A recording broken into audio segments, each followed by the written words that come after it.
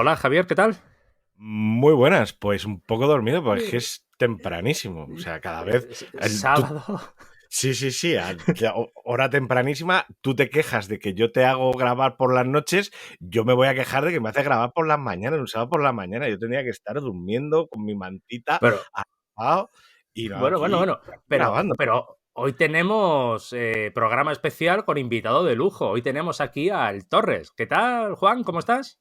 Bueno, tanto como de lujo, encantado de estar aquí, la verdad. Oye, Muy para lo bonito de que saber estamos todo. acostumbrados, que aquí nada más que no venía Javier Marquina y poco más, ¿eh? Aquí.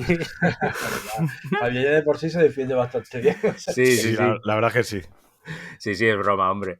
Que bueno, pues joder, estamos encantados. Además, lo estamos grabando en vídeo para poderlo colgar en YouTube. Así que bienvenido, hombre, el claro. Torres. ¿Que de dónde sale lo del Torres? Esa es mi primera pregunta. O sea, no, sí, fue mi primer mote. Aparte, en el cole, ¿vale? Los salesianos, imaginaros ahí un chavalín de muy poquitos años, pues yo quiero hacer TVO, ¿no? Y tal. Y aparte de eso, era ¿quién ha roto ese cristal? El Torres. ¿Quién hizo no sé qué? El Torres. Porque entiendo que es Juan Torres, entonces. Es Juan Torres, sí, sí, sí, sí. Claro, entonces el Torres. Vale que te llamasen así, pero de ahí tú afirmas siempre como el Torres. Siempre, mira, precisamente aquí al lado tengo los primeros fanzines que hacía. Bueno, más que allá, mi primera publicación en papel. Esto Sí. era una cosa, típica trabajo de cole que se hace y tal, ¿no? Nos Ajá. llevaron de excursión al Parlamento Europeo y tal. Ostras. Y me hizo gracia que lo estaba desempaquetando cosas el otro día y, Y y ella al firmaste como el principio, para Torres. evitarme hacer todo el trabajo, lo que hacía yo eran pequeños chistes al pie de cada de estos. Qué bueno. Y lo filmaba así como el Torres. Y luego ya los fanzines que hacíamos y demás, esto pues con mi amigo Enrique y eso, y era eso, el Torres, el Torres, el Torres, y desde siempre ha sido el Torres. Qué bueno. Vale, bueno. Así Y que, Bueno, luego, pues y muy bien. luego claro, y de ahí un montón. Yo creo que muchos te conocimos también por las revistas de Mega Multimedia ujú, y esa edición española, bueno, la edición española de Wizard, ¿no? Era. Y sí, la. sí. Ahí ya estaba yo fuera. Cuando ya Ah, salió lo de vale. Wizard estaba yo Ah, fuera vale, vale, pero también, del bueno, las revistas de cordillero. Mega Multimedia, las revistas de cómic con esos pies de foto descacharrantes, Sí, sí, sí. que ahí sí me acuerdo que sí estabas, yo creo que ahí sí estabas tú en esas ediciones, me parece, Sí, ¿no? sí, eran pues, casi todo lo de la parte de información de revistas y eso lleva poquito. Casi todo lo que hacía eran Enrique Machuca y Pepe Díaz, Ah, verdad, que verdad. con ellos hacía el Team Triumph, ¿no? Que era, Sí, claro. era un TVIco de superhéroes y la verdad es que, hombre, ve los primeros y dice, madre mía, qué malo éramos en cuanto a eso, pero tenía unas ideas, unas cosas muy divertidas, la verdad. Qué Bueno, bueno. pues tenemos a alguien que además es de las pocas personas que vive del cómic en España, que eso era un punto que tendremos que comentar, ¿no? A ver, Javi, ¿tú qué ibas a decir? Que te he cortado. No, no, yo quería, pues que justo estábamos hablando de los orígenes de Juan, cómo entró en esto del cómic, pero sobre todo hoy lo que nos gustaría hablar es bueno, del último lanzamiento de la obra de Juan, y además pues yo creo que es como que le tiene especial cariño, le está poniendo mucho cariño a esta trilogía Howard. Eso es. Y esta segunda parte, sobre todo vamos a hablar de eso. A partir de ahí, pues con Juan queremos hablar contigo de muchas otras cosas, pero empezar con El Puritano, que ha salido nada hace unas pocas semanas. Lo tenemos aquí, lo hemos podido disfrutar ya de él. Y entonces, pues queríamos que nos contaras un poquito de dónde te sale esta trilogía Howard, pero lo primero, que nos cuentes quién es Solomon Kane, de qué va esto del Puritano y por qué lo has llevado a cabo. Por cierto, un cómic dibujado por Jaime Infante y coloreado por nuestra amiga Manoli Martínez. Bueno, cuando saqué el de Sangre Bárbara con Yogo Cardo y con Manoli, pues fue más o menos como una especie de esto lo tengo que hacer ya porque tengo 50 tacos. Y viendo que otra gente sacaba sus cómics de Conan, y digo, bueno, ¿por qué yo no? ¿No? ¿Qué es lo que me retiene? ¿No? Si se puede hacer. Así que lo lancé. Luego creí que tal, pero es que resulta que esa idea de hacer un cómic de Conan la llevaba dando vueltas no sé, ha habido gente que llegaba a decir, no, esto me acuerdo yo, que me lo pasaste en el año 2000, en el año 2005. Hay una serie de páginas que mucha gente tiene ahí. Y claro, cuando funcionó bien Sangre Bárbara, dije, claro, es que cuando lo estás haciendo siempre te viene la idea, ay, ¿cómo lo alargaría? ¿Cómo lo alargaría? Lo fácil hubiera sido hacer otro cómic de Conan, ¿no? Estirarlo y tal. Pero realmente lo que uno tiene contado de Conan casi como que lo tiene contado. Yeah. ¿Sabes? Se puede hacer más, se pueden estirar más. Puedo contar historias del hijo, del no sé qué, de tal y cual. Pero es como... Juan, perdona que te interrumpa. ¿Puedes contar historias del hijo? No, debes contar historias del hijo. No me dejes así. Hombre, O sea, ¿de verdad que dices que no vas a continuar eso? O sea, ahí, me estoy Juan, indignando muchísimo. Una No, cosa no, tienes que contarlo. Una cosa que hay que saber, que yo, lo saben muchos de los seguidores del programa, no soy muy seguidor de Conan. Lamentablemente tengo ese defecto, que no soy seguidor de Conan. Y me compré Sangre Bárbara porque me lo recomendó Javier, sabiendo él que yo no soy seguidor de Conan, y a mí me encantó. O sea, a mí me dijo yo, es que estas son las historias de Conan que a mí sí me gustan, no las otras que he estado leyendo, que son muy buenas de su época, pero que a mí no me estaban enganchando. También Entonces, es verdad que puntúa valor a las historias, efectivamente, hay que continuarlo, puntúa valor a las historias de Conan dependiendo de las veces que dicen por Chrome. Cuantas más veces dicen por Chrome en un cómic de Conan, menos le gusta. No, tú sabes que yo lo valoro. Que siempre me ha gustado, que lo he visto en varios guionistas, que es el malo que llega y le dice a Conan, calla, perro, y el otro, ¿a quién le llamas perro? ¿Perro? Y digo, yo lo valoro por el tamaño de la picha de Conan y aquí sale bastante bien. Entonces, eso se sabía. Era una de las cosas. ¿Por qué, por ejemplo, si la gente hace TVOs de Conan, hombre, casi siempre pues pones cosas tuyas, ¿no? Yeah. No me refiero al tamaño de... vale, seguro, ¿no? Sino, en este caso es un Conan hecho de una persona de determinada edad y realmente está dirigido a personas que de esa determinada edad, que cuentan historias que a nosotros nos llegan más. Entonces, esa cuestión de que nos encontramos en una generación y en una generación nueva a la cual no comprendemos, en una generación que no nos comprende a nosotros, en el fondo pues vamos por lo mismo. Ya empezamos a peinar canas y nos planteamos cosas como de Conan sentado en la montaña rodeado en su caso, ¿dónde puedo ir yo? Y nosotros lo hacemos también. Entonces, es una historia que está hecha para allá.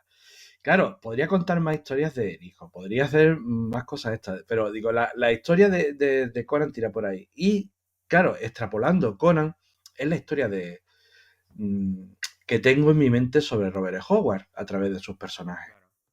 Entonces, en el puritano, alguna gente ha dicho, oye, pero es que es igual de viejo que los otros, es como repetirse. No, es que es una trilogía. Una trilogía tiene elementos en común, ¿vale? Y esos elementos no pueden ser sencillamente accesorios, que aparezca un personaje o una cosa así, sino que el tema a tratar sea ese. Y el tema a tratar en el puritano y en Sangre Bárbara tiene esa visión de unos héroes a los cuales se les ha pasado su tiempo, que es lo que le ocurre a mucha gente a la visión que tiene tanto de Conan como de Solomon Kane. Son personajes creados en los años 30 del siglo pasado. No les llega. A mucha gente o lo miran con una cuestión más irónica de, sí, claro, esto es un cómic para gays reprimidos, ¿no? Porque es que Conan va aceitado. Digo, sí, Conan va aceitado y te puede gustar mucho la musculatura, no hay nada malo en ello. Pero el asunto es que lo miran con esa gracia o sencillamente lo descartan, porque no hablan el lenguaje que ellos están acostumbrados, ¿no? Sí. No, que yo, vamos, no soy muy fan, no tanto como Javier, pero hace 2-3 semanas hicimos un programa sobre Robert E. Howard, porque, o sea, la vida de Robert E. Howard y todo nos quedó, vamos, yo me quedé fascinado, y hicimos el programa, y de hecho ha tenido muchísima de nuestros podcasts, de los que más éxito ha tenido, más descargas, porque a la gente también a lo mejor no conocía la vida que había tenido Robert, su muerte, y todo eso es alucinante.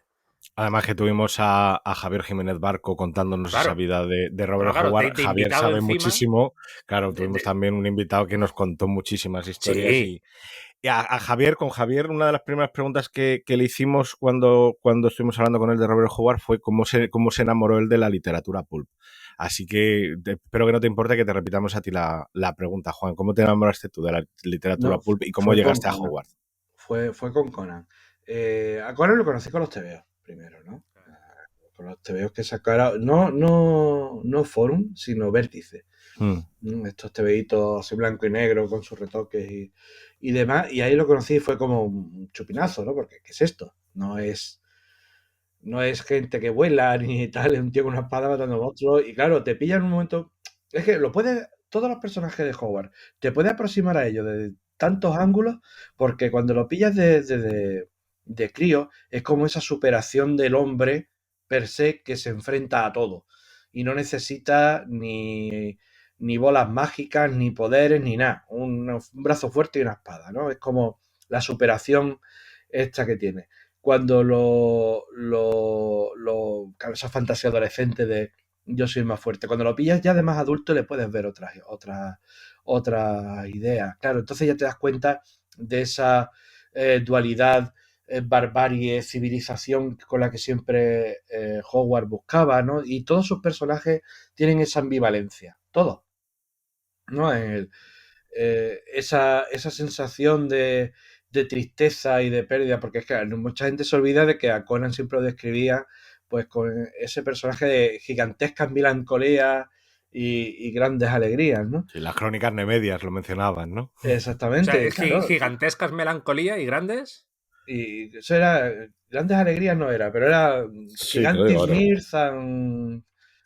Sí, sí, pero eso, hablaba de eso, de grande como de sub y bajas Grandes emocionales muy tristezas y grandes. grandes alegrías. Aquí en una traducción de una espada Pero pierde salvaje esa que tengo aquí a traducción, mano pierde. lo Grandes traducen. tristezas y Entonces, grandes alegrías suena menos sí. que grandes melancolías y Sí, gigantesca melancolía. Sí. era así, era Gigantic Mirza, no sé qué Melancholy, es lo que colocaba. Y claro, es un personaje también que a Kull le pasa, ¿no? Kull, el rey que está triste, siempre y deprimido, es más, sus historias son destruir el trono y estoy de bajona.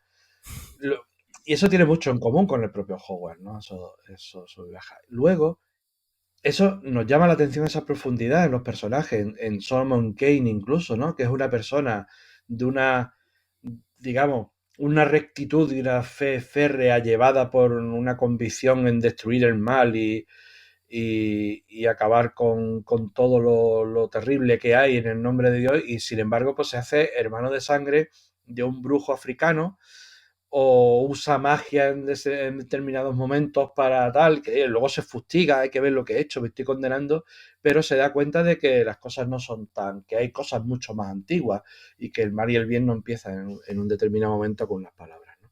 El otro Entonces, día. cuando, cuando Tira, ya tira, eres perdón, Juan. más grande y tal, te das cuenta de esa dualidad que tienen muchos de esos personajes de Howard y esa profundidad que en los Pulp, estamos hablando de novelitas de los años 30 que eran sacarlos de encima que lo necesitas rápido. Pero cuando ves la semilla ahí te das cuenta diciendo, madre mía, es que hay mucho más detrás, ¿no? ¿Hasta dónde hubiera podido llegar si hubiera seguido escribiendo? Eso lo preguntábamos, ¿eh? Que si este hombre no hubiese muerto tan joven, si no se hubiese suicidado tan joven, lo que nos habría dejado. Sí. Porque yo creo que habría profundizado mucho más en la vertiente aventura y tal. Se notaba que quería contar un algo más profundo de lo que a él le dudaba, lo que había visto en su vida, ¿no? Que se había criado en una frontera, básicamente, ¿no? Con los campos de petróleo, gente chunga y demás. Y él estaba ahí y vio aquello, vio los últimos estertores del oeste americano. O Claro, sea, claro, claro. que él vio aquello y vio lo que trae la civilización y la sensación de frontera, que eso lo comentaba antes con unos compañeros, pero no la frontera como nosotros la entendemos de un espacio en el que lo que tienes termina ahí, sino la frontera como sensación de ahí está la frontera, la extensión donde tú puedes encontrarte a ti mismo, ¿no? Un espacio sin límites. Y él tenía esa frontera, no tenía la frontera de aquí termina el país, sino la frontera como una extensión sin límites. Sí, de hecho Javier nos contaba hace unas semanas que precisamente Conan surge de unos días de fiesta que se pegó Howard en México, en Tijuana, o vete a Sí. saber dónde, hinchándose a tequilas y margaritas, y de ahí sale también ese carácter más alegre de Conan en contraposición con otros personajes como Solomon o Cool, como tú mencionabas antes. Volviendo a Solomon Kane y volviendo al puritano, mencionabas que claro, que tanto Sangre Bárbara como el Puritano ya nos muestran a estos personajes de Howard en pues un momento ya más crepuscular, ya en sus últimos días. Y además, precisamente en El Puritano, Jaime Infante dibuja a Solomon Kane como Clint Eastwood. Es Clint Eastwood. Teníamos ¿De dónde sale esa idea? No, teníamos la coña porque cuando estábamos haciéndolo todo y tanto cuando Jaime o Joe me preguntaron, ¿pero qué es lo a dónde va la historia? Y yo dije, pensad en Sin Perdón, pero con los personajes de Howard. Vamos a deconstruir el personaje para hacerlo más mítico todavía. Vamos a mostrarle en su momento, digamos, más débil, ¿no? Porque ahora mismo hay una especie de rechazo general a la vejez, ¿no? Todo el mundo quiere estar joven, guapo y tal, y una especie de sensación de rechazo a la vejez cuando lo que tiene es experiencia. O sea, por ahí, en los de estos, los gimnasios de boxeo, esto que me gustan ahí diciendo, tú cuando veas a un viejo pelear no te acerques, porque si está ahí es que realmente sabe hacerlo. Hombre. Tú puedes ser más fuerte, más joven, más rápido y tal, pero seguramente conoces miles de trucos, ¿no? Y era algo que nosotros, luego en la manera de pelear, cuando aparecen los personajes peleando y tal, algo que quería yo esquivar mucho es cómo se plantea, siempre piensas en Conan, ¿no? Y todo el mundo tiene la imagen del tío arriba con los brazos abiertos, espada en una mano, un hacha en la otra, los enemigos saltando ahí por los aires. Y en Solomon Kane igual, ¿no? Lo colocan rodeado de los bichos que sea y él partiendo cabeza. Pero dice, va a pelear como pelea una persona mayor. O sea, economía de movimientos al 100%. Si te puede hacer así y clavarte este cacho, no te va a hacer un mandoble que te parta en dos. Y era una cosa que queríamos mantener mucho en eso. Y la coña era eso, porque digo, es que es lo que ocurre en Sin Perdón. Cuando llega Clint Eastwood en esa épica escena del final, no está pegando tiros por todos lados, bam, bam, bam, bam, es como quirúrgico, ¿no? Es lo que da la experiencia. Y a Jaime le hizo mucha gracia y le dije, vamos a intentar, ya siempre lo dijimos muchas veces, ¿no? ¿Qué personaje verías tú de Solomon Kane y Clint Eastwood sale? Pero no somos los primeros que lo piensan. Gary Gianni, que hizo una edición ilustrada de Solomon Kane, y tiene un par de ilustraciones de Solomon y es Clint Eastwood. Tú lo ves, o sea, la cara larga, las cejas, la expresión tal. Hay gente que lo ha estilizado mucho más, pero había unas cuantas que Gary, por ejemplo, sacó en los años 90 como Clint Eastwood. Y otros dibujantes más también han jugado con la idea, porque Claro. realmente es que le vendría de escándalo como Pues sí, personaje. claro, Oye, Pero, precisamente. Bueno, tira. no, no, sí, sí. yo iba a cambiar a cuando veas, Vale, di tú, Javi.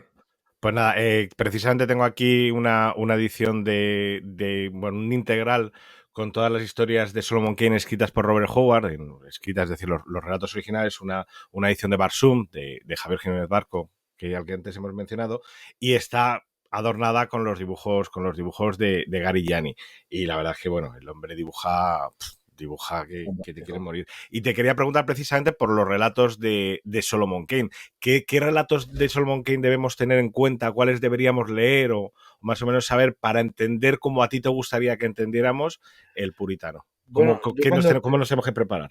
sí, hombre, para escribir esta trilogía lo que quiero es que nadie que conozca el personaje se pueda acercar, ¿no? Entonces, hay flashbacks, hay menciones, también un poquito para que el lector que lo ha leído desde siempre, pues diga, mira, lo recuerdo porque esto es lo que sucede en tal, ¿no? En el caso de Solomon hay un pequeño flashback a Sombras Rojas, que es Le Loop.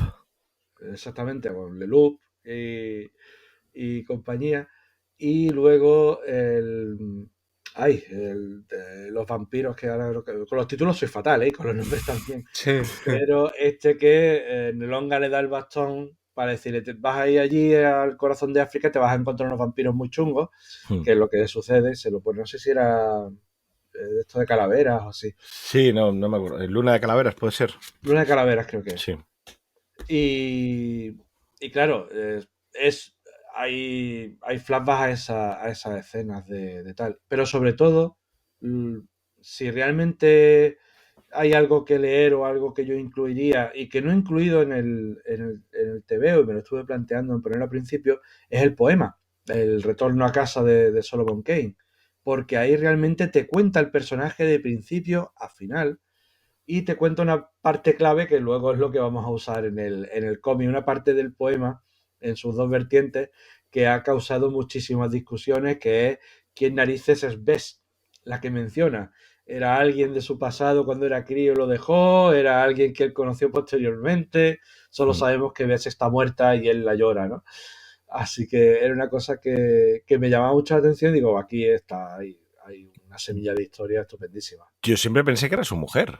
No. Sí, sí, pero hay gente que dice, Ah, pero no tenía ninguna duda, vamos. Para mí era. O sea, que no sabía que había hay esta. teorías, sí, sí, por Ah, ejemplo, hay vale, una vale. teoría por ahí, hay una muy disparatada, ¿no? Saltada, no sé qué escritor la soltó, que Bess es la hija de Solomon con alguien que se murió, ¿vale? O que él tuvo una hija con Bess y unas cosas así, unas construcciones y tal. Lo malo es que lo que pensamos todos es que Solomon conoció a alguien y ese alguien se murió, que realmente yo me he ido a esa opción, que me parece la más sencilla y como tal la más lógica. Pero hay gente que dice, no, Bess fue una chica joven que él conoció antes de empezar su vida de aventura y cuando vuelve al hogar, ella ya no está. Hmm, Que también funciona, ¿no? Realmente, ¿no? claro. Eso, porque Solomon es el personaje más sexual que tiene Howard. Pues Sí, Solomon no solitario se le siempre. conoce querencia ninguna en ningún lado, ¿no? Así que cualquier versión es bienvenida, eso es lo fantástico, ¿no? Que tenemos ahora ese inmenso legado para decir, pues yo de aquí, yo deduzco que esto y lo saca adelante, ¿no? Oye, ¿y estas obras van a ser vendidas internacionalmente? ¿Eso lo tenéis planteado? Ojalá fuera tan fácil. A ver, hay mucho miedo a lo que puede hacer Disney detrás. Bueno, Disney, Marvel Disney eh, es la que tiene Los digamos, derechos. en el resto del mundo Conan es dominio público, ¿vale? Conan, todas las obras de Robert Howard son de dominio público. El asunto es que hay, digamos, empresas y asociaciones que a poco que investigues ves ahí un mercadeo hasta sucio e indigno, ¿no? De gente que tenía, por ejemplo, que tenía Solomon, que era una empresa, la mandó a Suiza, luego la otra a tal. Todo esto para poder explotar comercialmente esos personajes que, que ni siquiera hay una relación, digamos, no son los herederos de Hogwarts, ni son estos, son Ya, fundaciones, asociaciones que a veces no tenían relación ninguna, ni siquiera están ubicadas en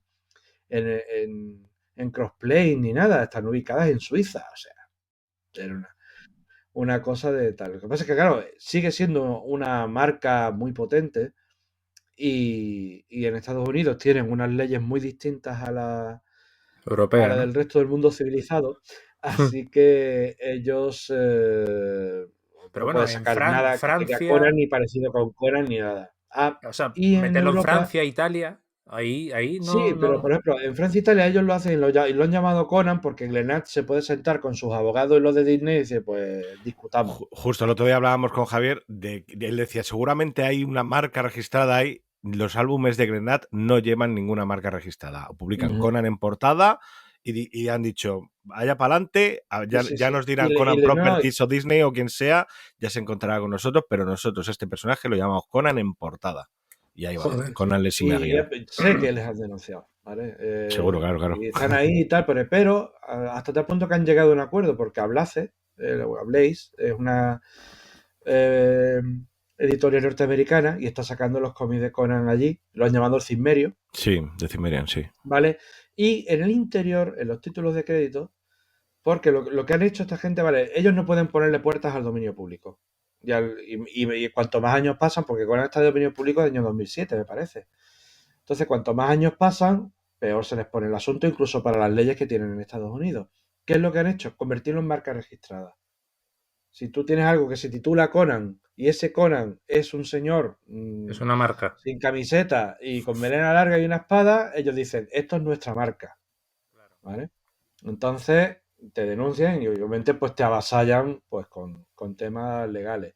Es uno de los motivos realmente porque Sangre Bárbara se llama Sangre Bárbara y no Conan 2 Sangre Bárbara. Claro, pero es muy buena jugada, ¿eh? En lo de convertir a un personaje de dominio público en una marca de manera que ya Claro, no puedas usar su marca. Está muy bien tirado por exactamente. parte de los abogados. Sí, sí, no, lo tienen súper estudiado porque y ya han tenido mucho tiempo para prepararlo. ¿Qué pasa? Pues que ellos obviamente denunciarán y si tú eres un creador independiente que te gusta mucho Conan o te gusta mucho Solomon Kane o cualquier personaje y dices, ah, pues yo quiero sacarlo y llamarlo así, y si eres un creador independiente, pues te avasallan por entero. Y aunque al finalmente el juez te acabe dando la razón porque es así, Pero tienes que llegar hasta el final. económicamente te van a Claro, liquidar. Entonces, ¿para qué voy a claro. meter? A Glenat se la suda porque Glenat tiene potencial económico detrás para decir, pues bueno, tu abogado y los míos que se entretengan. Pues sí, de todas maneras, yo quiero decir, a mí el título de Sangre Bárbara me parece espectacular, es que me sobra el Conan. Y luego encima, si alguien llega a Sangre Bárbara sin saber qué es Conan, que alguna vez seguro que a alguien le ha sucedido, y lo abre y se descubre que es un cómic de Conan, yo creo que encima la sorpresa es pues bárbara todavía, ¿no? ¿Habéis visto ahí Oye, lo que he hecho? pero, ¿se puede saber más o menos cuántos ejemplares se han vendido? Porque a mí me costó encontrarlo una barbaridad y yo tendré una, no sé, segunda edición o yo qué sé que tendré, pero Pues me costó la muchísimo segunda tiene encontrarlo. la portada con brillo, la primera tiene la portada en mate. O sea que, La mía tiene brillo. O sea, la parte entonces de Sangre es, Bárbara es la tiene. segunda, es la segunda. Si Sangre tiene brillo, es Bárbara. la segunda edición. Ah, Sí, yo. La, A ver. bueno, ha ido bastante bien, porque nosotros hacíamos tiradas muy limitaditas y en este dije, bueno, vamos a tirar un poco la casa por la ventana y ahora vamos a sacar la tercera edición. O toma ya. sea, yo creo que nos plantaremos al final de todo. Si la tercera va bien, las 5.000 copias se venden y sigue habiendo demanda. Qué bueno. 100.000 Y copias. decías 5.000, No, ¿Has las dicho? copias vendidas ahora mismo andaremos por las 3.000 y Ah, pico. claro. tremendo. Yo digo 100.000, me he quedado flipado. Digo, hostia. No, no, ojalá, Es, 100.000 copias, no, no, no, no. eso solamente No, Ibáñez, yo creo. Entonces sí que por- hubieran llegado los de Disney, ¿no? Sí. Oye, y además decías también que cuando ha salido el puritano, que también ha habido, que había sobrepasado también vuestras previsiones, porque en Carras además funcionáis a través de librerías amigas, habéis funcionado mucho por la preventa también, o sea, también eso os permite ir sabiendo lo que vais vendiendo un poquito para La, poder la- ir la cosa es que sacándolo poco a Carra, poco, ¿no? el sistema que tenemos no es un sistema habitual de editorial, con todo lo bueno y todo lo malo que ello acarrea. Ya. Cuando planteé montar Carras con Cristina, dijimos, vale, ¿cuál es el gran problema que nos vamos a encontrar? Porque si vamos a hacer nuestros cómics, si entramos en la rueda de distribuidora librería, con devoluciones, con todas esas cosas, eso nos obliga a estar publicando muchas cosas constantemente. Y, y si queremos Pero hacer eso tebeos nuestros o pero tebeos con los cuales no. Sí, ¿por sí, qué tenéis perdón. que estar, por qué tienes que estar sacando cómics? Porque nosotros hemos estado editando cómics y sacábamos 3 o 4 al año, pero ¿por qué te dices que si entras en la rueda de y lo distribuía SD, eh? O sea que Sí, sí, nosotros no, nos se puede metimos. jugar así, pero si quieres entrar digamos, en una cuestión para la cual las devoluciones no se te coman y no tenés problemas con imprentas y con cosas así, ya sabéis que normalmente le envías tus copias a la distribuidora la distribuye en todas las librerías, en todos los puntos de venta, tiene una distribución mucho más amplia y al mismo tiempo también tiene un retorno muy grande. Entonces, para compensar ese retorno, para no perder mucho, sacas otro cómic que te permita aguantar para que las devoluciones no se coman la ganancia que ya hayas tenido. Es como funcionan muchísimas, si no decir, casi todas las editoriales. Y ese círculo yo sé cómo es y sé cómo tal, y digamos, o por exceso de cautela o porque no me gusta estar como presionado de tienes que sacar cosas, dije, "Bueno, hay una manera de escapársela y es como están funcionando muchísimas editoriales también en Estados Unidos. Funcionamos con un grupo de distribución de librerías que son las que aceptan nuestras condiciones o nos encontramos muy, muy a gusto con ellas y en ventas directas. Y ya está. Entonces nuestras tiradas son muy limitadas respecto a lo que podríamos tirar y vender. Pero al mismo tiempo nos permite una tranquilidad porque es como ejemplar enviado, ejemplar cobrado y se paga imprenta a su tiempo y los autores en su tiempo. Y nos permite, pues si sacamos solo 4 cómics al año, pues son solo 4 cómics al año. Si sacamos 5, pues 5. Pero no tenemos que estar pensando, necesitamos una rueda más grande para compensar las devoluciones, ¿no? Claro, de todas maneras Y decías que estabais sacando pocos títulos, ya lleváis, bueno, un montón, en parte, no solo títulos, si estabais publicando incluso títulos que habías publicado tú con otras editoriales, como por ejemplo D-Books, ¿no? El Bosque de los Suicidas, Camisa de Fuerza. estás publicando, por supuesto, la trilogía Howard, que ahora nos tienes que hablar de ese tercer volumen, ahora te preguntaremos por él, pero también incluso estáis empezando a incluir obras de otros autores. Ha salido tu Whodunit hace poquito, pero también acaba de salir ese Alien Albion con De guión Javier. de Javi Marquina y dibujos de Xavi J y Héctor Marper, ¿no? Ujú. Sí, sí, sí. Vamos a ver, no vamos a sacar 5 o 6 novedades cada mes, ni mucho menos, ¿no? Vamos a sacar poquito Gracias. y, y vamos a sacar eso. A lo mejor cada trimestre que saquemos 1 o 2 novedades o cada 4 meses, pues eso es lo que vamos a seguir El, haciéndolo. Es un el resto crecimiento de... limitado, pero en el cual nos encontramos bastante cómodos. Corremos el aparte, riesgo de que de estos saquemos 2 cómics que no se vendan claro. o tal, pero bueno, lo tenemos más o menos calculado. Pero mi idea es, y la idea de Cristina también, es sacar poco y con gente, digamos, muy afín, ¿no? O sea, Hmm. con Javi, pues nos encontramos bastante cómodos, somos bastante afines, pues con Alejandro Masacre, que es amigo, pues sacamos Sidney Hammer, que es una macarrada muy grande y nos encontramos también muy cómodos y vamos a funcionar así. No, tampoco quiero entrar en la cosa esta de decir somos una editorial al uso, mandarnos vuestros proyectos y demás, porque en ese caso yo dejo de escribir para editar y yo no quiero otra vez caer en eso. O sea, a mí Claro. lo que me gusta es escribir, no me gusta ser editor. ¿Veremos en Carras tus obras, el resto de tus obras en D-Books? Sí, no, de hecho ya los derechos están recuperados porque Dibu no me paga nada, no paga nada a nadie desde hace años, Sí. ¿no? Y que me lo haga a mí que soy un Mindundi, vale, pero tienes ahí a gente de primer nivel y se están riendo en su cara. No me parece a mí una cosa muy agradable. Pero bueno, ya está, pues los derechos están recuperados, básicamente porque por extinción de contrato en algunos y en otras por incumplimiento del mismo. Así que poco a poco lo vamos a sacar. Lo que quiero es cada uno tenga un algo distinto que le diferencie de la segunda edición. Por ejemplo, yo he mejorado mucho en cuanto a rotulaciones y demás, y ahora pues puedo darle un repasito, ¿no? También para añadirle algunas páginas extras o cosas que digamos, mira, pues vamos a añadirle tal, que el corazón de la obra quede tal cual, pero le podamos poner algunas cositas. De hecho, en la siguiente tanda de cosas es Roman Ritual el que va a salir, que es un TVO que también cuesta mucho de encontrar. Y Jaime Martín y yo pues le vamos a añadir ahí un par de historias extra al final. La historia de Core queda igual, le voy a hacer unos arreglos de rotulación y poco más, pero le vamos a añadir alguna cosita más para que el que llegue nuevo pues lo tenga. Y si alguien lo tiene y le apetece tener la versión nueva, pues yo se lo agradeceré mucho, la verdad. Hombre, claro, mejor. Oye, a mí me encantan las ediciones de Carras, le tenéis un mimo, es que son, o sea, me parece que son TVOs que están con cariño, pero le echo de menos que sean un poquito más grandes. Me Eso sí, encantaría lo iba a decir yo, lo disfrutar iba a del decir yo. dibujo de Joe en Sangre Bárbara y del dibujo de Jaime en El Puritano a un No, tamaño no sé mayor, si, porque no sé son si tan conoces, buenos.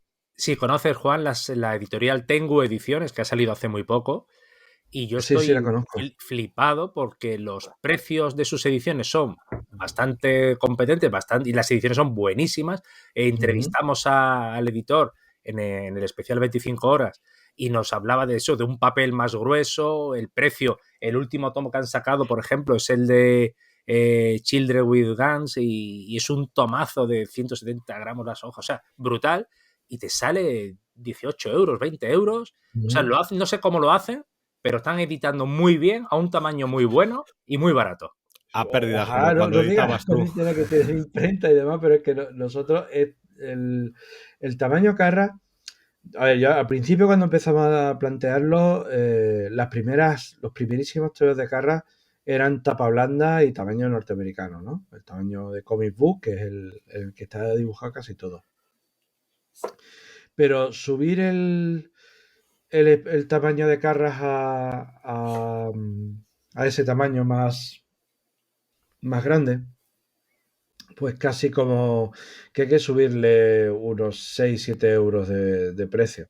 Claro. Ten en El cuenta que las precio es muy tiradas son bueno. limitadas. Nosotros no tenemos, digamos, un respaldo económico grande como para que si algo no vende podamos tirar. Como tengamos 3 4 malas ediciones, os digo ya que nos vamos al carajo de cabeza.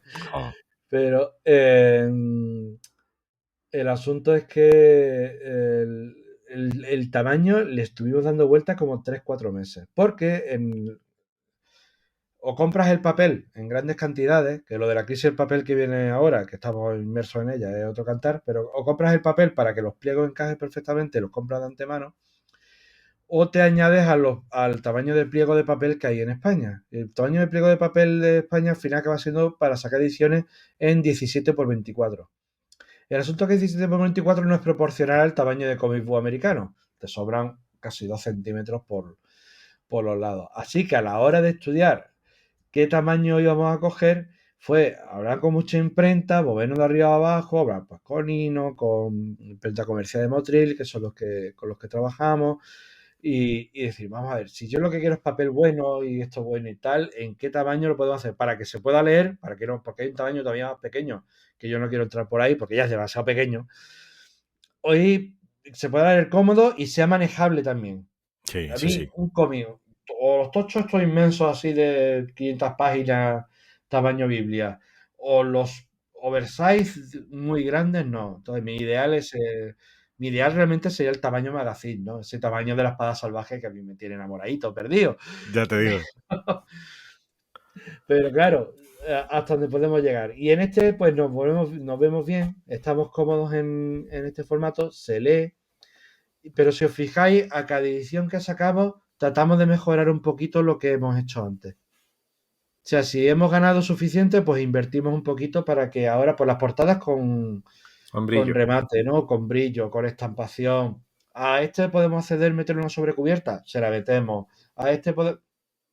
Siempre Juan, tratamos de hacer un poquito más. y luego los marcapáginas y las láminas que regaláis en el Puritano, las láminas son una preciosidad. Y ese marcapáginas, creo, no sé si es de Jaime, que es el logo, ¿cómo se llama? Es esto que te ponían en los cómics Marvel ahí en la Sí, esquinita, Ah, esa figura.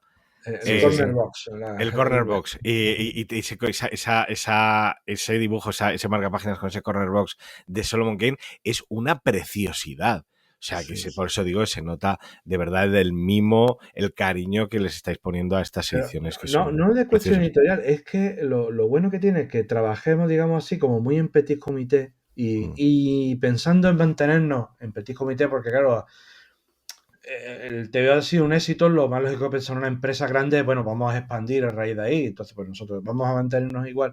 ¿Por qué? Porque los autores sienten el TVO y lo demás como suyo y se claro. implican. Y son ellos, por ejemplo, yo o es Jaime el que dice, vamos a sacar una print, o vamos a hacer un no sé qué, o vamos a poner, o vamos a sacar un marca página. Y ellos dicen, pues mira, aquí está el dibujo para el marca página, no hace falta que lo extraigamos del interior del TVO, ¿no?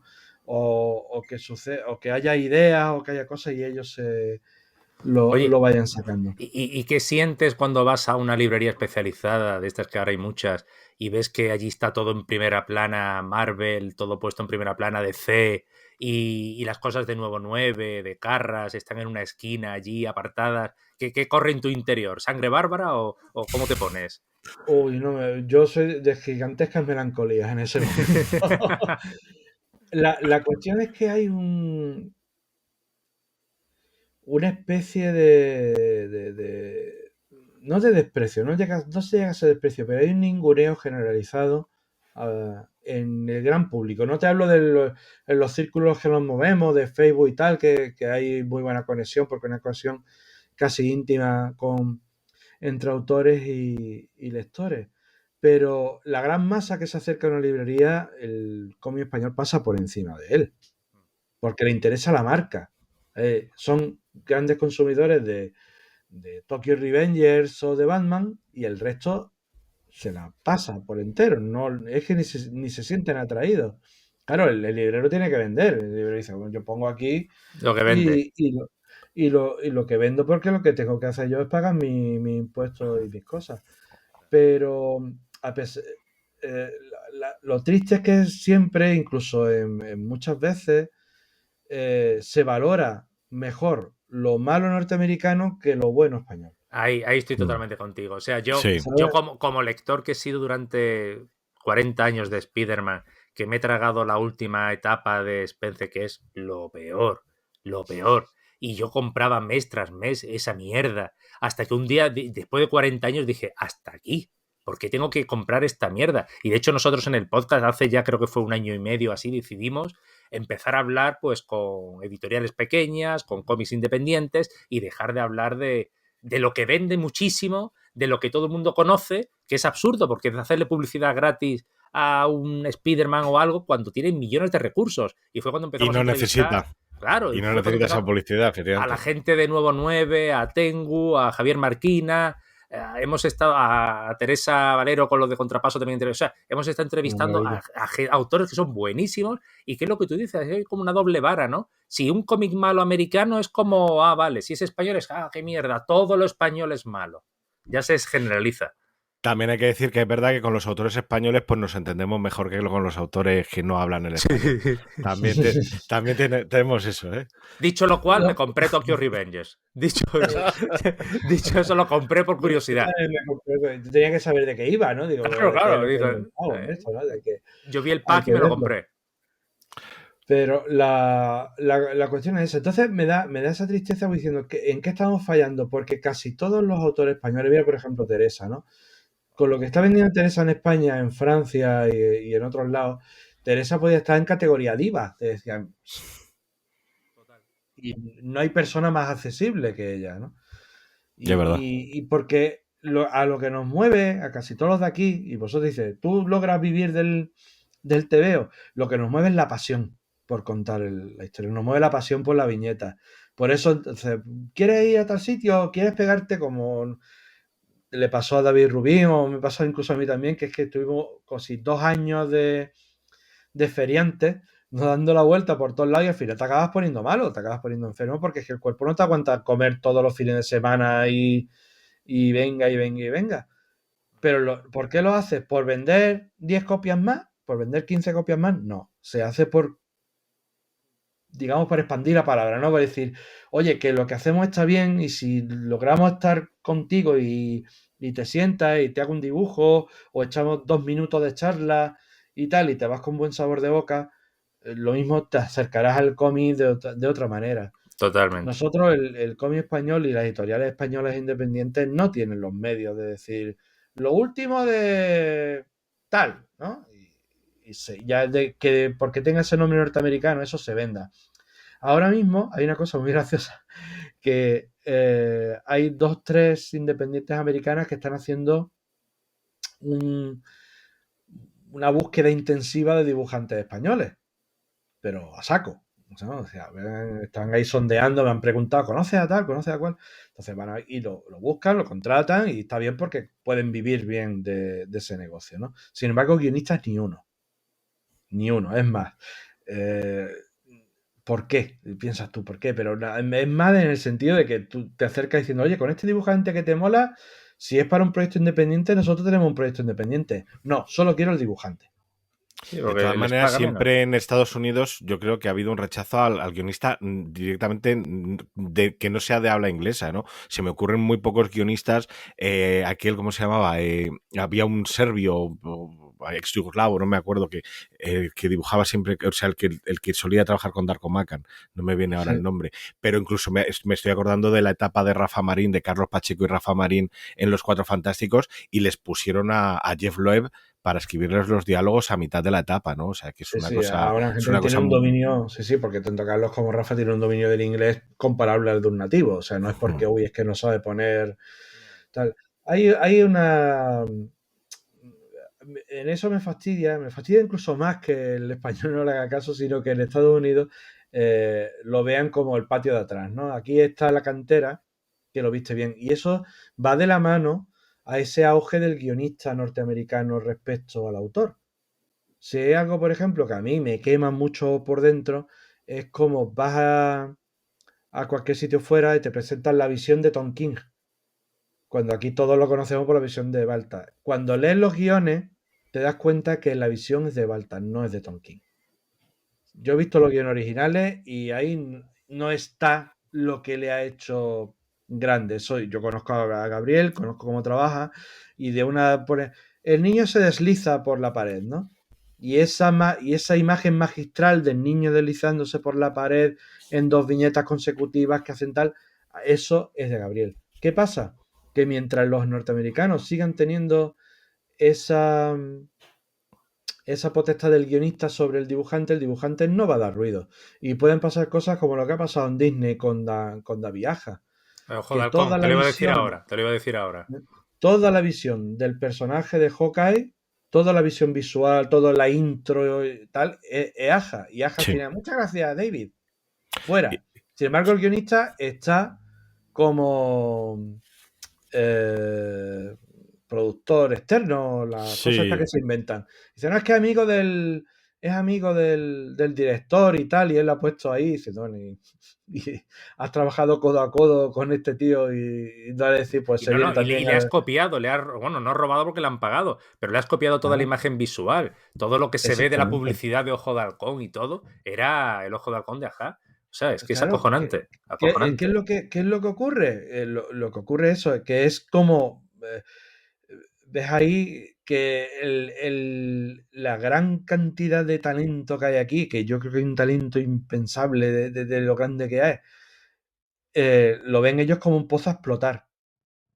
Pagan bien, toma tu dinero y tal, pero lo que están fomentando no es al dibujante, están fomentando su marca y la marca del Pero, guionista, que es lo que le ayuda a impulsar.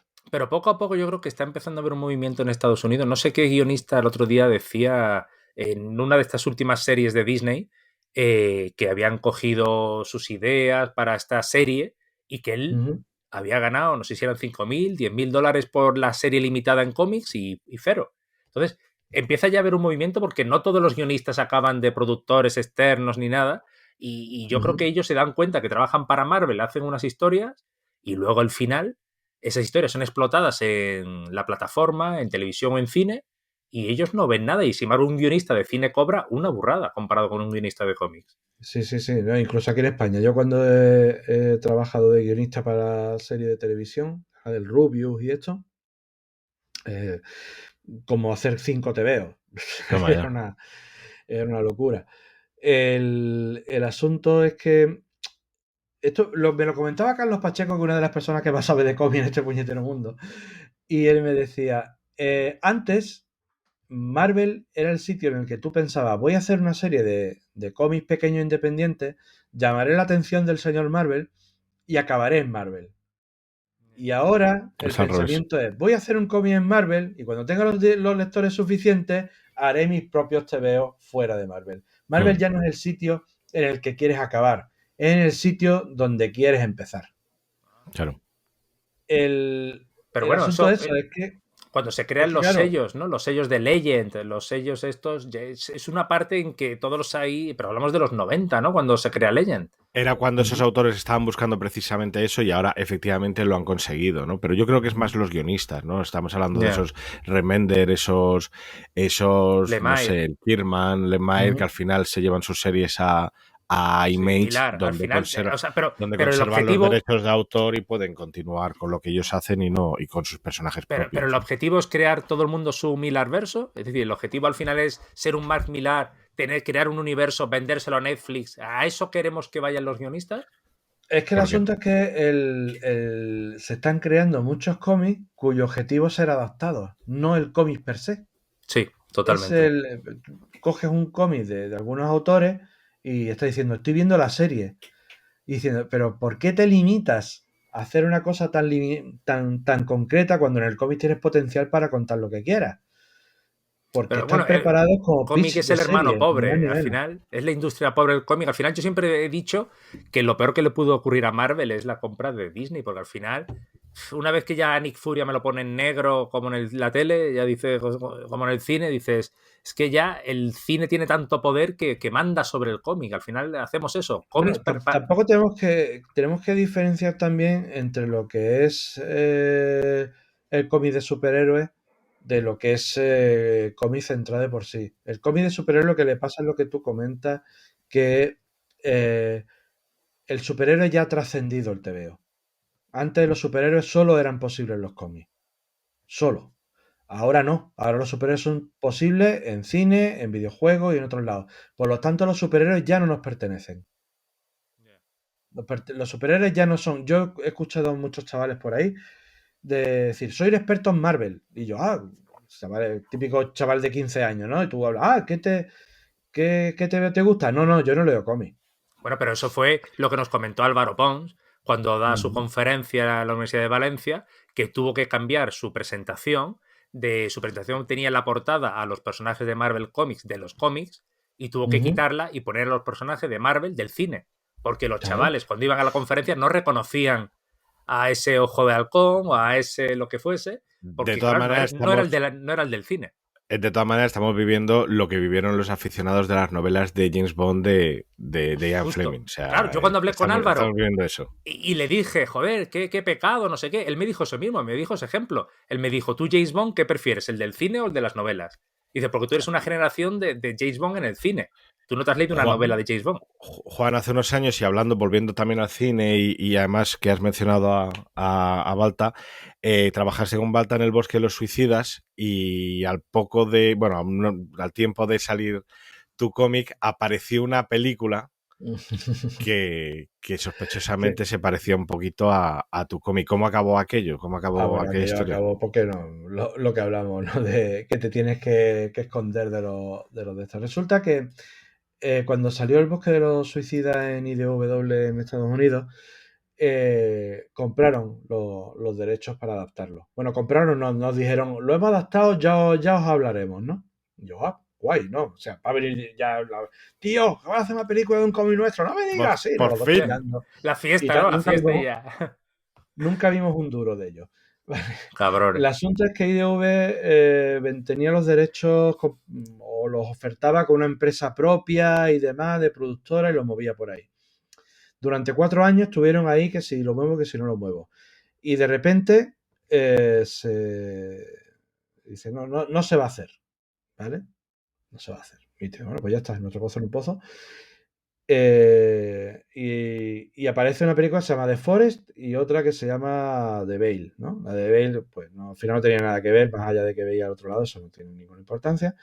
Pero la de The Forest, pues yo al principio no le presté ninguna atención porque es que salieron 3 películas más ambientadas en el Bosque de los Suicidas por aquel entonces. 3. Ha pasado todo sin pena ni gloria, ¿no? Pero ya cuando me llamó la atención es cuando en España lo llaman el Bosque de los... Toma, ya dices, pues, Y dices tú, ¿perdona? cortaos un poco, ¿no?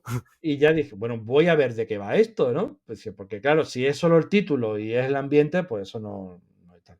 Claro, cuando uno ve, y eso ya lo describió muy bien una persona que sabe mucho de esto, del mundo del cine y muy elevado, dice, esto es un plagio de tratamiento de manual. ¿Tú qué tienes? ¿Una pareja de amantes? Ellos tienen una pareja de hermanas. ¿Tú qué tienes? ¿Un grupo de campistas japoneses? Ellos tienen un grupo de campistas americanos. ¿Tú qué tienes? ¿Una guardabosque? Ellos tienen un guardabosque. Se notan los cambios, ¿no? Estoy viendo que es una película que tuvo un presupuesto de 10 millones y recaudó 37,6 millones.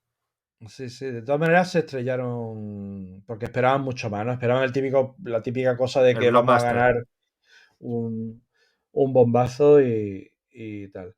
¿Qué pasa? Pues claro, cuando nos entrenamos, pues le preguntamos, oye, pásanos la película a ver si hay más de lo que nosotros veamos. Y la típica carta de Sony de cómo os mováis os vamos a pasar por encima, pero con palabras muy elegantes.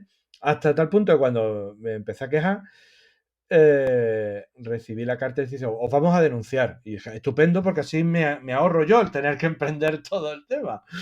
¿No? No llegaron a hacerlo nunca.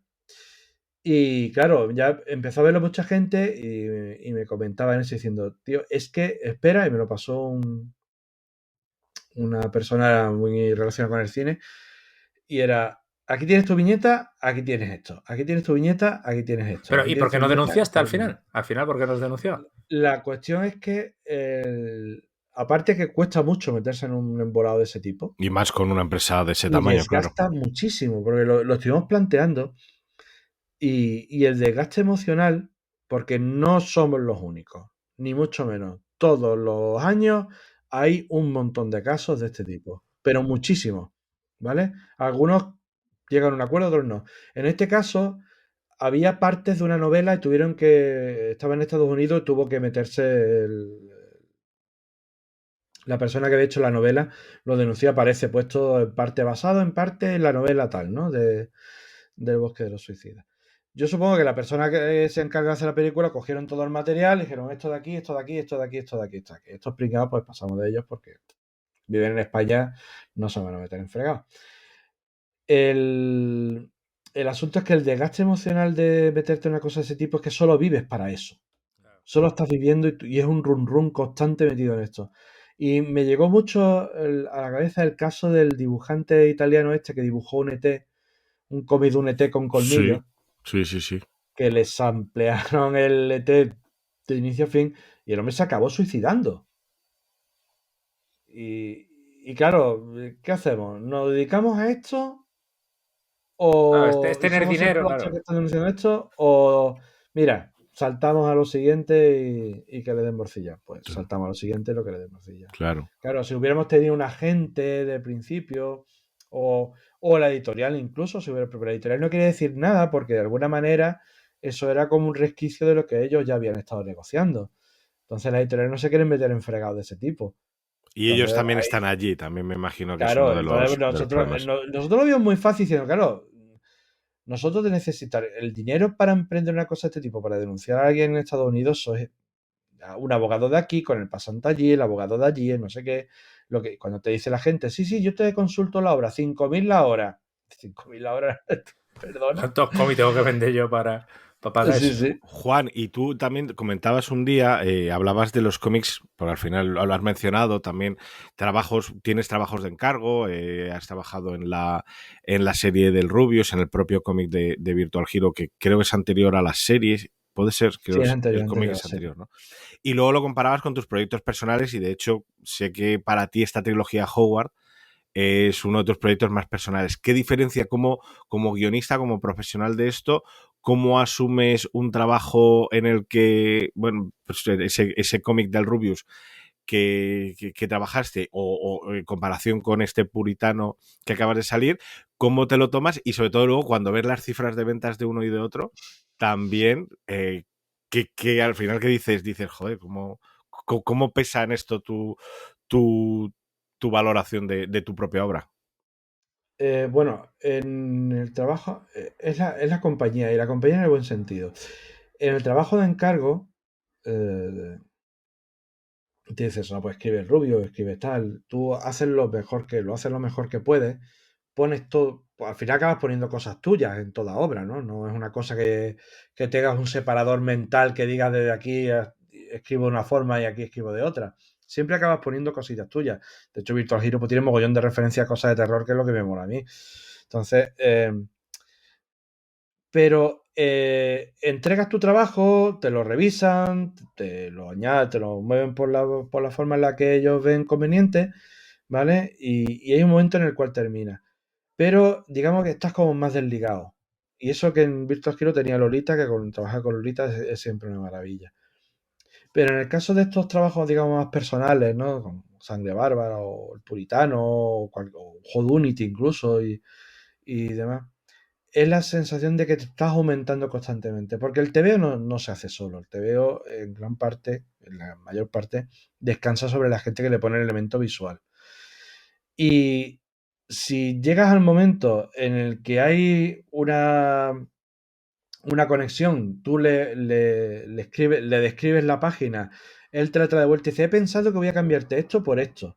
Y es como, es verdad, funciona mejor. Y tú mismo dices, voy a hacerlo todavía incluso mejor y te esfuerzas para hacerlo mejor, ¿no? Es como, ¡pum! Y el otro dice, pues me ha encantado, pues toma, aquí tienes. Y es una subida constante. Realmente, cuando hemos terminado, si lo pregunta a Joe Bocardo o a Jaime o a Manoli o a Vicente, a cualquiera con las personas con las cuales he estado trabajando últimamente, incluso con Gabriel, cuando termina diciendo, he terminado y me falta, es como si me faltara algo, porque estás en una subida constante, en la cual el dibujante te está colocando todavía más al límite y tú te esfuerzas un poco más y tú hasta dices, a ver dónde podemos llegar. Hay escenas, por ejemplo, en la escena en Solomon Kane con Jaime, que le he hecho redibujar mogollón de viñetas porque dice, ay, no, muévelo aquí, muévelo aquí. Y llegaba el momento que decía, mira, voy a hacer una distribución de viñetas en la escena de la tortura, porque dije, no se tiene que ver nada, yo soy muy clásico describiendo, y él colocó una disposición de viñetas y digo, hostia, está tremenda. O la lucha de Solomon Kane va a aparecer, aparece detrás como si fuera Batman, ¿no? O sea, está el malo así, él detrás y aparece como Batman, ¿no? Y estoy viendo, y es verdad, no necesita el ruidito, ni el clic, ni el de esto, sino que funciona bien. Eso son cosas que viene dibujante. Y me he sentido tan bien, y he estado tan a gusto, que a partir de ese momento y por toda la movida, esto también de guionistas norteamericanos y demás, y de un tiempo a esta parte no distinguimos entre dibujante y guionista en el TVO. Claro, la gente sabe, pues habrá más parte del guión del Torre y habrá más parte del dibujo del otro, porque es innegable. Pero dije, bueno, esto lo firmamos siempre como autores. Se ha acabado ya de poner guión y dibujo. Qué bueno, qué bueno. Entonces, en un punto determinado, no sé si a partir de el primer Sangre Bárbara, yo sé que ya es consciente de no ponerlo y ya no quiero ponerlo más. Además que se ve Porque que los dibujantes están muy implicados. Se ve también como en redes sociales cómo van hablando. Y creo además, tengo la sensación de que se crea una red entre ellos porque veo como una relación también entre Jaime y Joe, por ejemplo, y Manoli, por supuesto. De hecho, en nuestro especial 25 horas estuvo a punto de venir Jaime. Como tú no ibas a poder venir porque estabas malo, Joe estuvo hablando con Jaime para que pudiera venir él y también pudiéramos hablar un poquito ya un poquito adelantar el puritano que todavía quedaban unos meses. Y me da la sensación de que, por ejemplo, con Alberto Belmonte, al que le mandamos un abrazo desde aquí, creo que también tiene eso, ¿no? Que se genera ahí una sinergia también entre los dibujantes que trabajan contigo, porque al final parece que se va creando una familia, ¿no? Ahí. últimamente, a ver, como en todo tiempo, tú trabajas una temporada con una persona y estás muy unida con él. Esto tiene mucho de relaciones incluso hasta casi cuasi románticas, ¿no? Porque claro, estás con una temporada trabajando con esa persona, pero luego al final, por lo que sea, porque se tiene que ir a otro trabajo mejor y tal, pues se acaba despegando y ya está, ¿no? Son dos barcos que se cruzan, ¿no? Eh, pero lo bueno es esto, ¿no? Cuando se crea esta sensación de pequeña comunidad y está pues eso, pues Alberto Belmonte, Alberto Hernández, Joe, Jaime Manoli, Desiree Bresen y hay Pablo Collar, o sea, todo este circulillo de autores y es una amarilla ver pues cómo comparten técnicas, cómo se enseñan las páginas unos a otros y eso van aumentando de calidad a cada golpe. No solo técnicas y eso, sino que cuando uno se entera de un trabajo o de una oportunidad que puede hacer, llama a los demás, ¿no? Y le echa una mano. Eh, claro, estas cosas no son eternas, pues 3 años, pues cada uno pues, busca su camino y tal, que es lo que cuando eres viejo es lo que te das cuenta, ¿no? Que hay un momento de auge diciendo, hostia, somos la pandilla indestructible, pero tarde o temprano, pues cada uno por la vida le lleva a un sitio diferente. Pero como siempre digo, como hay que estar en ese momento, ahora mismo hay esa sensación de familiaridad entre todos y es una maravilla ver lo, lo, lo bien que interactúan los unos con otros ayudándose en todo, en cualquier cosa, ¿no? Desde la palabra de ánimo, oye, me han puesto por ahí en una crítica que soy un pringado que me van a partir la boca. Pues si llega, no te preocupes, que si hay gente que se le da mucho la pinza. Si hay que romper las piernas, vamos, ¿no? No te preocupes, ¿no? O tal, ¿no? Eso esa sensación de amor luego causa también en algunos grandes desamores, ¿no? Porque hay gente que, digamos, no ha tenido la oportunidad de estar currando conmigo, o con lo que sea, es como se me debe algo. Y, y es como el extremo opuesto, ¿no? Vamos a ir, nos vamos a romper y nos vamos a matar a navajazos, pero bueno, eso no. Stan Lee tendría que haber aprendido de ti, me parece a No, mí. no, no. Oye, Por lo menos en tratar a sus digamos, a pesar de que todo colaboradores. lo que se putea a Stan Lee, y que realmente tiene cosas muy puteables, como editor, sí, para mí apabullante. O sea, sí. la manera en que tuvo de coger todo ese talento creativo y encauzarlo de una manera, a mí me Eso pareció parece un fácil, verdadero. pero lo ha hecho él y pocos más, Yo ¿sabes? creo, Eso- yo creo que Jack Kirby no está de acuerdo con lo que estáis diciendo. No, no, no, Está no, ahí Mira, de hecho, pensando. el potencial creativo no era suyo. no, La no, no. creación no era suya. Hicimos En un la capacidad programa. de encauzarlo, sí. Claro, hicimos un programa que era Stan Lee contra Jack Kirby y fueron 2 programas donde estuvimos hablando de todos estos conflictos y tal, pero lo que es innegable, quitando la jeta que podía tener Stan Lee o cómo se aprovechaba del trabajo, bla, bla, bla, la Exactamente. capacidad de venta de Stan Lee, eso era su don. Ujú. Su don era la capacidad de venderse a sí mismo y de venderse y de vender y lo que hizo, pero bueno, luego tenía una jeta impresionante, ¿no? Pero bueno, es también Exactamente. Ahora, el mérito yo de soy Bob Team Kane Kirby, ¿no? también. Yo soy pro Kirby siempre, porque ¿dónde está la creación? Pero es lo que dicen, ¿no? Stan Lee lo que sabía era vender, y supo causar todo ese torrente creativo a través de su persona, y al final se salió con la suya. Aparte de que tuvieron unos últimos días muy tristes realmente, porque que te saquen la sangre para firmar cómics, eso es ya no se lo desea a nadie, pero se salió con la suya, es decir, la imagen de Marvel ahora es Stan Lee. Y Sí. todo esto que venía detrás, ¿no? Y es como, uy, si algún día tenemos que acabar siendo como Stan Lee. Dice, bueno, mira, yo prefiero acabar como John Buscema o cualquiera de estos, ¿no? Bueno, a ver si un día Pero, empezamos a ver esos cómics de El Torres presenta sí, va a haber una coña con eso dentro de Ah, poco, sí. ¿eh? Ah, Sí, mira. no, Sí. oye, Vaya. eso quería yo para hablar, para ir cerrando, porque si no es que vamos a estar horas y horas, de tus próximos proyectos. O sea, cuéntanos lo próximo, cuéntanos eso que nos dices de la coña. Bueno, va a salir el Tale of Rogues, que son unas historias independientes de los bribones, en los cuales yo no hago nada. Anda, Son todos otros autores y tal, y es donde vamos a meter lo de El Torres Presenta ¿ves? y tal, porque va a haber un poquito de ello. Más cómics que van a salir los próximos meses, ¿vale? Estoy metido en el tercero de Hogwarts. El tercero de Cuéntanos, Hogwarts cuéntanos va a sobre. tardar bastante. Va a tardar bastante porque en este momento que estás así y se te ocurre una idea y dices, ostras, es esto, ¿no? Y, o sea, tenía la base de lo que quería contar, pero luego te das cuenta de que había una cosa detrás. ¿Quién lo Y me va a protagoniza? requerir bastante tiempo. Me va a requerir echarle un año, ¿eh? Por lo menos. Pero Vale, ¿quién bueno. lo va a protagonizar? ¿Quién lo...? Eh, a ver, sale el Borak, sale Sonora Kid y sale Costigan. O sea, es como los modernos, ¿no? Los del sector moderno de Howard. Pero salen. Esa otra cosa es lo que.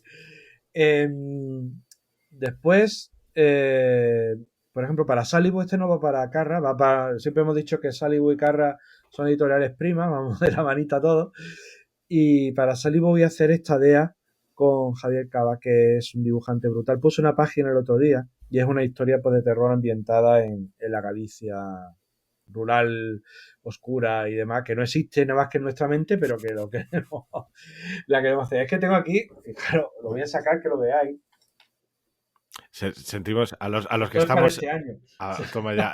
A los que estáis en el podcast ahora mismo, Juan nos está enseñando un folio con una impresión de un Excel que habrá ahí como, no sé si 12 obras en las que está trabajando ahora mismo y el pobre está poniendo una cara de agobiado también mientras nos lo enseña. Voy retrasadísimo en todas. A ver, es que mira, por ejemplo, hay una obra que le tengo muchas ganas, que está hecho el primer y el segundo episodio, y lo planteé a varias editoriales norteamericanas y me lo han rechazado. Me lo han rechazado no porque me dijeran esto está mal, sino es un tema muy crudo. Y es sobre tiroteos en colegios.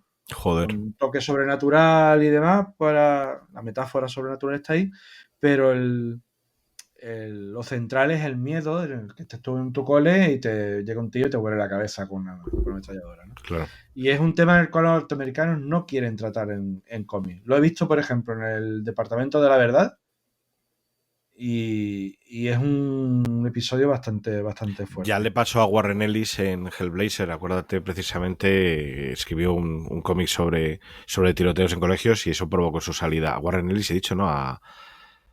Madre mía, se me acaba de ir. Garcenis. No, Warren ¿no? Ellis, ¿no? Sí, que Eso, no, Warren Warren Ellis, Ellis. Warren Ellis. Sí, sí, era Warren Ellis. Sí, no es un tema que a Y ellos les guste. efectivamente, sí. Lo que Sí, pones en no les duda gusta. toda su propia constitución, de hecho.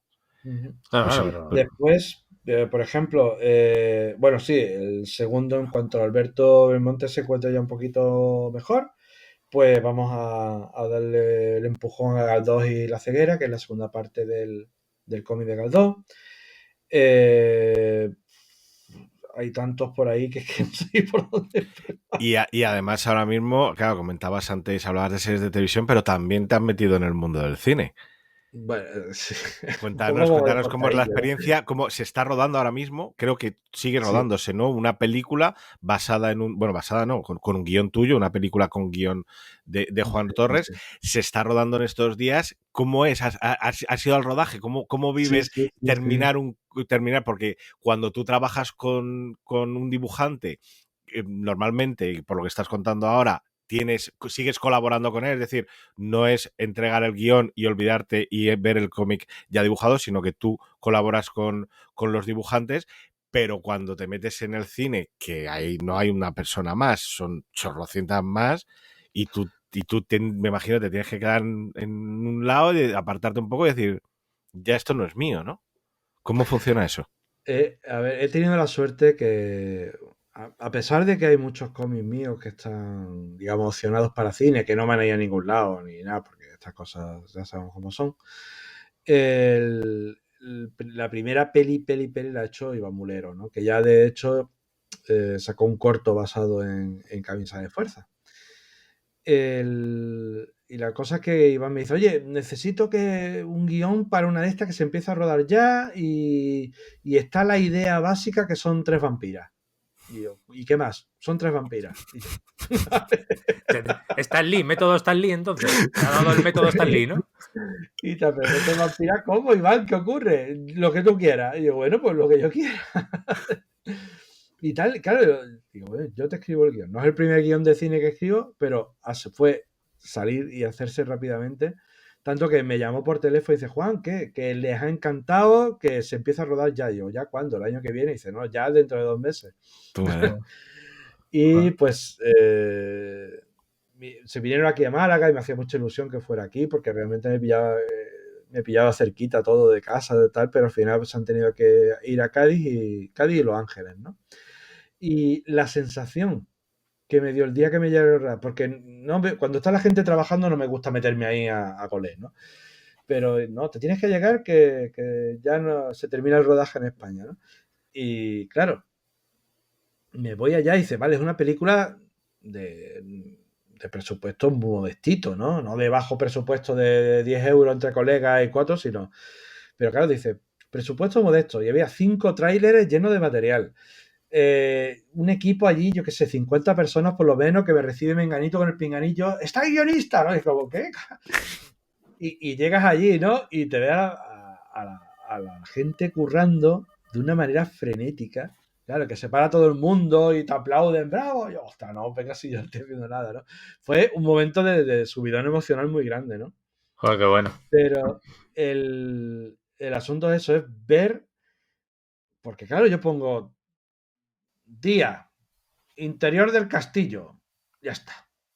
Y hace así, ¿no? Y eso requiere, pues, 5 personas que están colocando las luces, la iluminación, los 4 personas de arte que están ahí, de construcción, que están preparando para que el castillo parezca más castillo. El otro, los actores, las marcas y el repetir, porque, nada, vi 2 escenas que se grababan 2 escenas y era toma y toma y toma. Y toma no es que saliera mal, es que era repite desde otro ángulo, repite desde esto, repite. Y el trabajo de. Yo ya digo, ninguna película la voy a decir yo en mi puñetera vida, esto es una mierda. No, aunque la película no me guste o algo, porque el trabajo ingente que tiene todo el mundo en eso, pero un trabajo tan brutal. Escuchar a los actores decir las cosas con la misma entonación, con la misma pasión. Pero ¿cómo puedes llorar cada vez que dicen acción? Porque estás tranquilo y empiezas a llorar. Era impresionante, ¿no? Y claro, es gente de muchos países, de casi todos.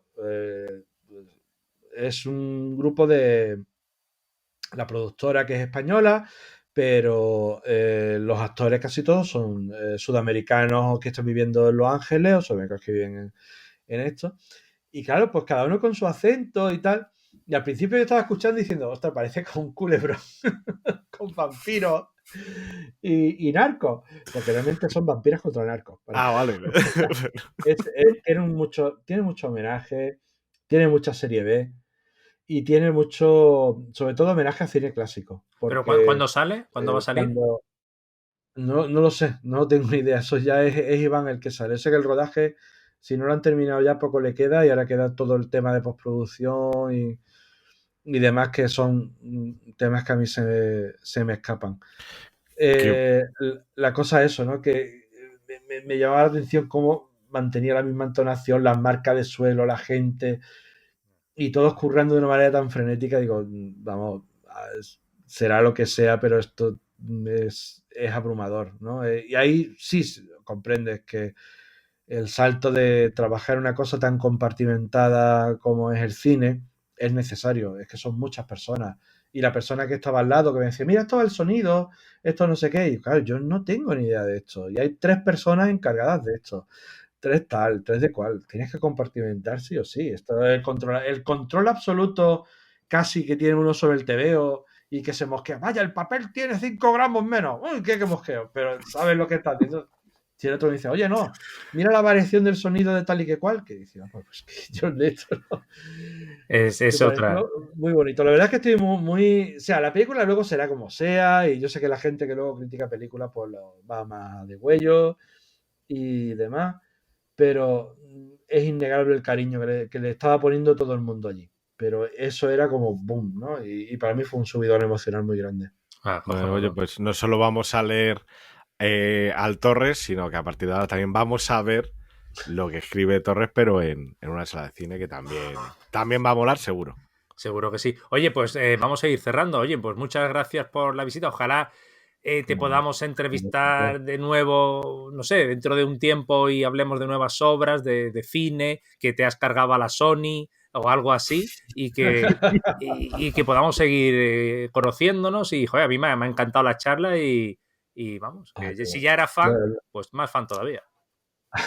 Hombre, gracias a vosotros. La verdad que hay que agradecerle a todos vosotros, pero muchísimo, porque hasta hace poco la relación era inexistente entre autores y lectores. Era como el autor es algo inalcanzable y los lectores éramos como, uy, hay un autor allí. Luego la relación directa, tienes que estar muy curtido porque hay mucha gente que va a hacer daño. Pero la labor de difusión que estoy haciendo ahora no la ha hecho nadie nunca, ningún medio especializado y mucho menos grandes periódicos. Y gran parte del empujón que están teniendo los TVOs hoy día, sobre todo los TVOs de autores españoles, es por la labor de difusión que estoy haciendo. Así que para mí es una alegría estar aquí y hablar con vosotros y luego pues, que la gente comente y diga y volver y ya está todavía el peso del Torre hablando de su historia. Bueno, Eso para mí no tiene decirte precio. que nosotros también, bueno, nosotros empezamos con una cuenta de Instagram que tiene, no sé, 10.000 y pico seguidores, pero también tenemos un canal de Telegram donde están ya ahí los más fieles 24 horas hablando. Si cuando hemos empezado a grabar les he mandado una foto de, oye, que estamos entrevistando al Torre. Y aquí están en el canal de Telegram todo el mundo diciendo, deseando escuchar el podcast, poniendo Mira, emojis ahí de tal. O sea, están, eso que son los 300 más, son, sí, casi 300, ahí son los más sí, pues. frikis, están como locos. Y luego, bueno, el podcast es pequeño, hemos pasado hace poco los 600 suscriptores, pero sabes que siempre hay gente que está ahí escuchando.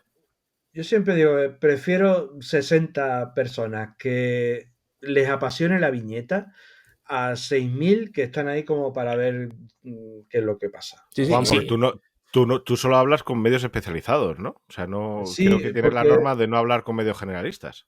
me lo he planteado, a ver, de vez en cuando pues a la noticia tú no puedes decirle, cuando me preguntan periodistas se lo digo diciendo, mira, no voy a entrar en este baile porque ya me ha pasado 3 veces, sobre todo con el tema del Rubius, ¿no? Que era como te sacan las cosas fuera de contexto, clickbait y estas mierdas que practica que hay hoy día. Y no es por la labor del periodista en sí, porque el periodista hace su trabajo lo mejor que puede, pero luego hay cosas de por medio que si uno dice, ay, me dan dolor de culo los de Sony, ¿no? Te lo digo así, en plan, y es blam, lo veis ahí, El madre Torres mía. contra Sony. El Torres contra Ahora Sony. contra Sony. Puntúa, luego- ya tenemos título del podcast. Hombre, ya tengo titular. El Torres contra Sony. Y luego con una foto del Torres con la Play 5. Y encima usaba la Play. Cosas así. O sea Eso es que... lo que pasa. Así que, no, digo, yo para estas charlas no me importa estar todo el Ya. tiempo que sea, porque estoy, digamos, entre gente con aficiones comunes, en las cuales Ya. pues, se puede desarrollar una relación de cuasi amistad y de compartir cosas, a lo otro que es como meterte en un entablado Hombre, gordo. viendo Noticias podrás sacarte. los fondos de pantalla que tenemos, se ve que algo hemos leído, ¿no? Joder, algo. Tenemos bibliotecas ambos, los tres aquí, que joder. Algún día haremos recorridos a mí me encanta ver las bibliotecas. Cuando hablo con la peña, veo su biblioteca y estaba diciendo, ¿qué tiene de fondo? Uy, Claro. O sea, esa es la cosa. Lo que pasa es que mi casa pues, la tengo distribuida la biblioteca entre varias habitaciones porque es que no cabe nada, ¿no? así estamos ya todos. Así estamos en el todos. cuarto, en el baño, en todos lados y está todo lleno de TVO y de todo. Juan, ¿sabes qué?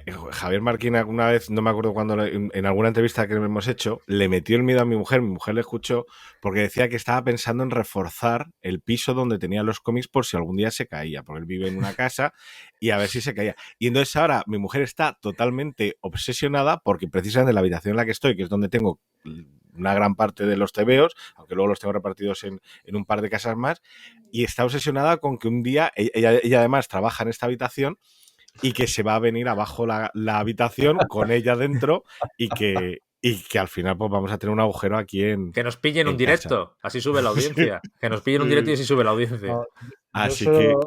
Yo mi pánico es que digo, como algún día haya algún terremoto, o sea, voy a morir sepultado por los puñeteros libros. Totalmente, Creo que totalmente. Encontrarás que hombre muere aplastado bajo su colección de Spider-Man, ¿no? Totalmente, pero bueno. Oye, pues nada, pues muchísimas gracias y hasta la próxima. Nosotros ya volvemos la próxima semana. Muchas gracias a vosotros. Nos vemos pronto. Un abrazo, Juan. Un abrazo, hasta ahora. Luego.